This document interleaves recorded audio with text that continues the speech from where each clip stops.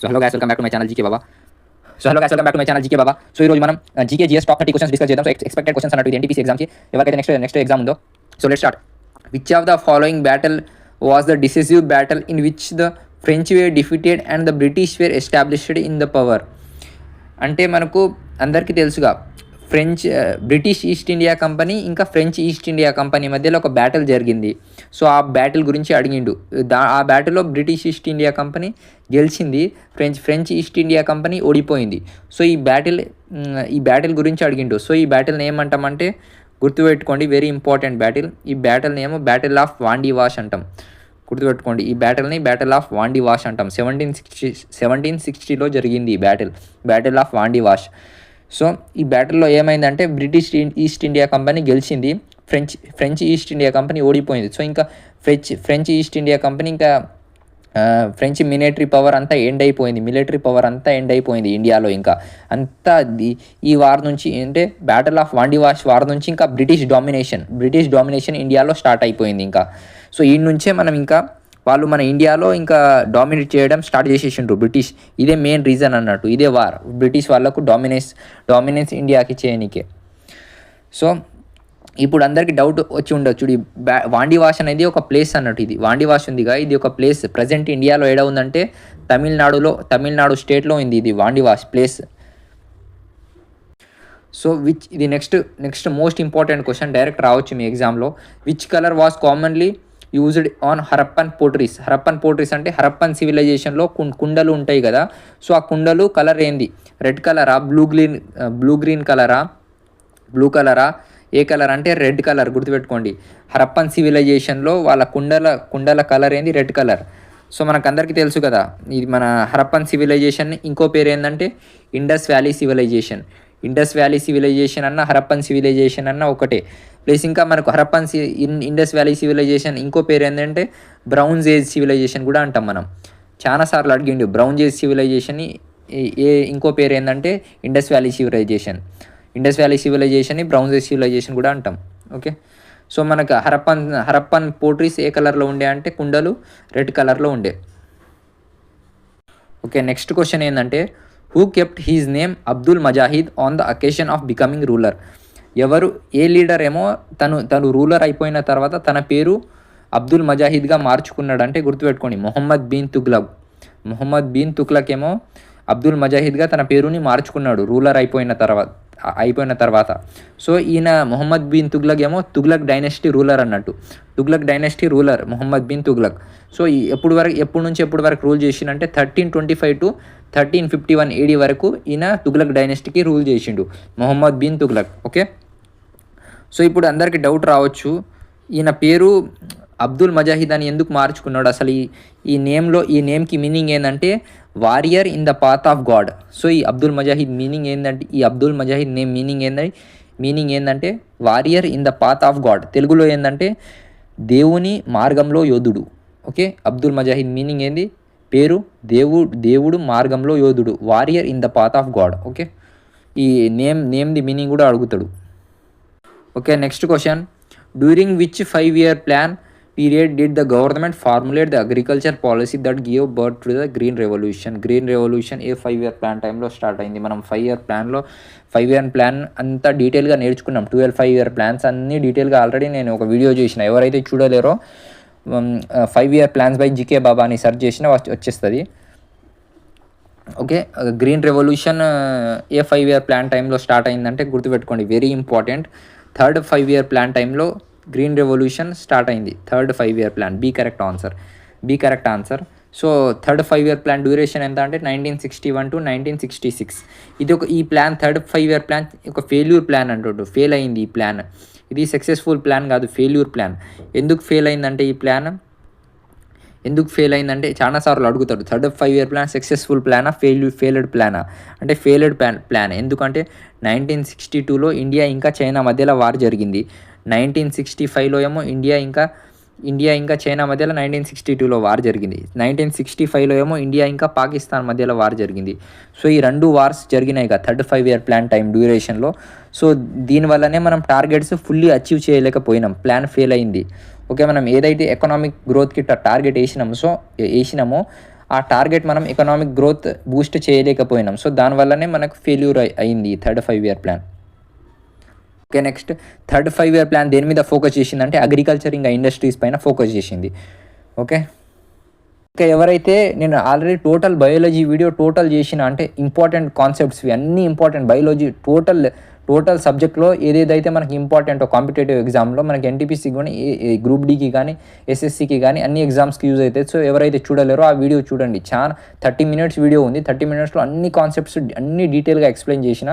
So ఎవరైతే చూడలేరో ఆ video చూడండి, చాలా ఇంపార్టెంట్ వీడియో అది. Next question, who was the leader of Munda revolution 1899 to 1900? So Munda revolution leader ఎవరు? చాలా ఇంపార్టెంట్, అసలు ఇది most important question. Munda revolution leader ఎవరంటే బిర్సా ముండా ఏమో ముండా రెవల్యూషన్ లీడర్. సో ఈ ముండా చాలా మందికి డౌట్ రావచ్చు, ఈ ముండా రెవల్యూషన్ ఎందుకు జరిగింది అసలు, what is the cause of Munda revolution అని. సో ట్రైబల్ది ల్యాండ్స్ ఉంటాయి కదా, ట్రైబల్ ల్యాండ్స్ ఏమో మన జమీందారీస్ వాళ్ళు, మనీ లెండర్స్ కానీ బ్రిటిష్ వాళ్ళు కానీ ఫోర్స్ఫుల్గా ట్రైబల్ ల్యాండ్స్ గుంజుకున్నారు, ఆక్యుపై చేసిండ్రు. సో దీనివల్లనే మనకు ట్రైబల్ లీడర్ ఏమో బిర్సా ముండా ఈ ముండా రెవల్యూషన్ స్టార్ట్ చేసిండ్రు. సో కాజ్ కూడా అడుగుతారు, అసలు ముండా రెవల్యూషన్ జరగడానికి కాజ్ ఏంది అసలు, ఎందుకంటే జమీందారీస్, మనీ లెండర్స్, బ్రిటిష్ వాళ్ళు మన ట్రైబల్ పీపుల్ ల్యాండ్స్ అక్రమంగా గుంజుకున్నారు. దానివల్ల మనకు బిర్సా ముండా ఒక ట్రైబల్ లీడర్ అన్నట్టు ఈ రెవల్యూషన్ స్టార్ట్ చేసిండు. Okay, next question, when was the steel Authority of India established? Steel Authority of India ఎప్పుడు ఎస్టాబ్లిష్ అయిందంటే గుర్తుపెట్టుకోండి, 24 January 1973. ఇది 1974 అని ఒక ప్రింటింగ్ మిస్టేక్ వచ్చింది, ఇది 1973 అన్నట్టు. ఓకే, 24 January 1973లో మనకు Steel Authority of India establish అయింది. Next question, who was the founder of Prarthana Samaj founder ఎవరంటే ఆత్మారాం పండురంగ్, ఈయన founder of Prarthana Samaj. Okay, next question, who called Vivekananda the spiritual father of the modern national movement?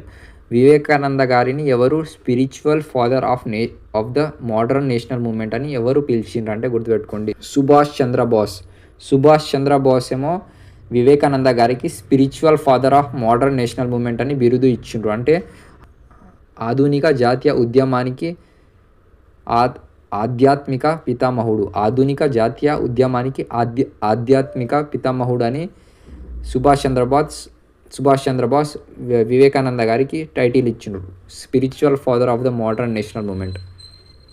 Next question, 40% of India transport is by road from national highway.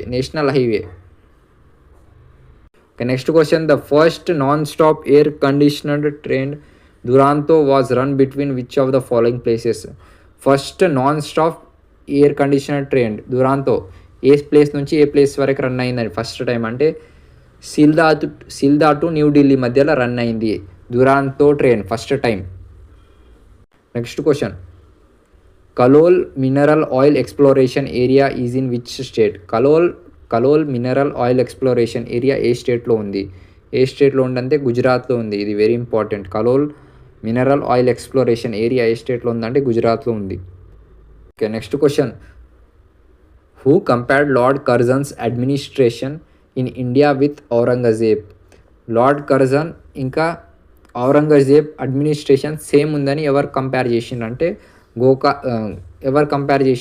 Gopal Krishna Gokhale Lord Curzon ఇంకా ఔరంగజేబ్ పరిపాలన same ఉందని పోల్చారు. మారోని is the capital of which of the following countries? అంటే Comoros కంట్రీది capital ఏమో Moroni. Okay, next question, which of the following is the subject of Hamzanama దేంట్లో ఉంటుంది? రైటింగ్లోనా, పెయింటింగ్లోనా, డిస్క్రిప్షన్లోనా, సింగింగ్లోనా? హంజానామా దేంట్లో ఉంటుంది అంటే గుర్తుపెట్టుకోండి, పెయింటింగ్లో హంజానామా ఉంటుంది. Collection of paintings is called Hamzanama పెయింటింగ్లో ఉంటుంది. Okay, next question, what are the words Tejadia and Mandia related to? So Tejadia and Mandia ఏ దానికి సంబంధించి అంటే గుర్తుపెట్టుకోండి, స్టాక్ మార్కెట్కి సంబంధించిన వర్డ్స్ అన్నట్టు తేజాదియా అండ్ మాండియా. తేజాదియా అంటే దేనికి ఇండికేట్ చేస్తుంది అంటే బుల్ని ఇండికేట్ చేస్తుంది. స్టాక్ మార్కెట్లో బుల్ని ఏమో తేజాదియా ఇండికేట్ చేస్తుంది, మాండియా ఏమో బియర్ని ఇండికేట్ చేస్తుంది. బుల్ని ఏమో తేజాదియా ఇండికేట్ చేస్తుంది, మాండియా ఏమో బియర్ని ఇండికేట్ చేస్తుంది. సో ఈ 2 వర్డ్స్ స్టాక్ మార్కెట్కి సంబంధించిన words. Okay, next question, which of the following is the SI unit of angle? యాంగిల్ది ఎస్ఐ యూనిట్ ఏంటంటే అందరికీ తెలుసుగా రేడియన్. యాంగిల్ది ఎస్ఐ యూనిట్ ఏంది? రేడియన్. క్యాండిల్లా దేనిది ఎస్ఐ యూనిట్ అంటే luminous intensity. Luminous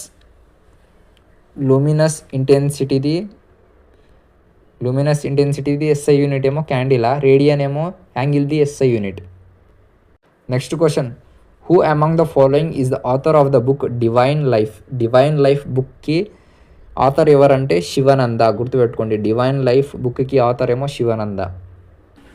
next question, Mongoloid people live in which state of India? గుర్తుపెట్టుకోండి, అస్సాంలో నివసిస్తారు మంగోలాయిడ్ పీపుల్. సో వీళ్ళు మంగోలాయిడ్ పీపుల్కి ఏమో ఎస్టీ రికగ్నైజేషన్ ఉంది. ఎస్టీ రికగ్నైజేషన్ ఇండియన్ కాన్స్టిట్యూషన్ ఇచ్చింది. సో వీళ్ళు అస్సాంలో నివసిస్తారు. Okay, 21st question, who was the first person to climb Mount Everest without oxygen? Mount Everest పైన ఎక్కిన ఫస్ట్ పర్సన్ ఎవరు వితౌట్ ఆక్సిజన్? మౌంట్ ఎవరెస్ట్ పైన ఫస్ట్ టైం క్లైమ్ చేసిన పర్సన్ ఎవరంటే సర్ ఎడ్ముండ్ హిలేరీ. సర్ ఎడ్ముండ్ హిలేరీ ఏమో ఫస్ట్ టైం మౌంట్ ఎవరెస్ట్ పైన claim చేసినారు. ఈయన న్యూజిలాండ్కి చెందినవారు. గుర్తుపెట్టుకోండి, సర్ ఎడ్ముండ్ హిలేరీ, ఈయన న్యూజిలాండ్కి చెందినవారు. ఫస్ట్ టైం మౌంట్ ఎవరెస్ట్ పైన క్లైమ్ చేసినారు. ఈయన వితౌట్ ఆక్సిజన్ ఎవరు క్లైమ్ చేసినారు మౌంట్ ఎవరెస్ట్ పైన ఫస్ట్ టైం అంటే? వితౌట్ ఆక్సిజన్ అంటే పుడోర్జీ ఏమో ఫస్ట్ టైం మౌంట్ ఎవరెస్ట్ పైన క్లైమ్ చేసిండ్రు without oxygen. Next question, the decimal system of measurement is the contribution of which of the following countries? So అందరికీ తెలుసు కదా డెసిమల్ సిస్టమ్. ఇప్పుడు మనం ఇట్లా 5.5, 1.2 అని రాస్తాం. ఇది పాయింట్ ఉంది కదా, ఇది డెసిమల్. సో ఈ డెసిమల్ సిస్టమ్ మనకి ఏ నుంచి వచ్చిందంటే, ఏ కంట్రీ మనకి ఇచ్చిందంటే ఫ్రాన్స్ నుంచి మనం తీసుకున్నాం ఈ decimal system. Okay, next question, in which of the following year did Abraham Lincoln became the first president of America? Okay, ఏ ఇయర్లో అబ్రహం లింకన్ ఏమో ఫస్ట్ ప్రెసిడెంట్ ఆఫ్ అమెరికా ఏ ఇయర్లో అయిండ్రంటే? గుర్తుపెట్టుకోండి, 1960లో Abraham Lincoln first time president of ఇండియాగా ఎన్నికైండ్రు. Next question, who among the following is known as the nickname of Desh Priya nickname ఎవరికి ఉందంటే యతీంద్ర మోహన్ సేన్ గుప్తాకి దేశ్ ప్రియ అనే నిక్ నేమ్ ఉంది. Okay, next question, which of the following artist is associated with the classical dance Mohiniyattam classical dance ఏ స్టేట్కి సంబంధించిందంటే కేరళకి సంబంధించిన classical dance అన్నట్టు ఇది. ఇంకా కేరళకి సంబంధించిన క్లాసికల్ డ్యాన్స్ అయితే కథక్కలి. కూచిపూడి ఏమో మనకు ఆంధ్రప్రదేశ్కి సంబంధించిన క్లాసికల్ డ్యాన్స్. తమిళనాడుకి సంబంధించిన క్లాసికల్ డ్యాన్స్ అయితే భరతనాట్యం. కథక్ ఏమో మనకు ఉత్తరప్రదేశ్కి సంబంధించిన క్లాసికల్ డ్యాన్స్. అస్సాంకి సంబంధించిన క్లాసికల్ డ్యాన్స్ ఇది సతరియా. ఇంకా ఏం మిగిలింది? ఒడిస్సాకి సంబంధించిన క్లాసికల్ డ్యాన్స్ ఏంది? ఒడిస్సీ. మణిపూర్కి సంబంధించిన క్లాసికల్ డ్యాన్స్ ఏది? మణిపురి. సో ఇవి టోటల్ 8 క్లాసికల్ డ్యాన్సెస్ ఉన్నాయి. సో ఈ క్లాసికల్ డ్యాన్స్ ఏ స్టేట్కి అనేది ఇంపార్టెంట్. సో మనకి ఇక్కడ మోహినియట్టం కేరళకి సంబంధించిన క్లాసికల్ డ్యాన్స్ కాదు. సో ఈ మోహినియట్టంకి సంబంధించిన క్లాసికల్ డ్యాన్స్కి సంబంధించిన ఆర్టిస్ట్ గురించి అడిగిండు. సో హేమ మాలినియా, శ్రీదేవియా, గీతానా. So all of the above వీళ్ళందరూ మనకు మోహినియట్టం డ్యాన్స్కి సంబంధించిన వారు. సో ఇవి మోస్ట్ ఇంపార్టెంట్ ఎక్స్పెక్టెడ్ క్వశ్చన్స్ అన్నట్టు మీ ఎగ్జామ్లో అలా రావచ్చు. నెక్స్ట్ ఫర్దర్ షిఫ్ట్స్ ఉన్న వాళ్ళకు like, share and subscribe. Keep watching GK Baba.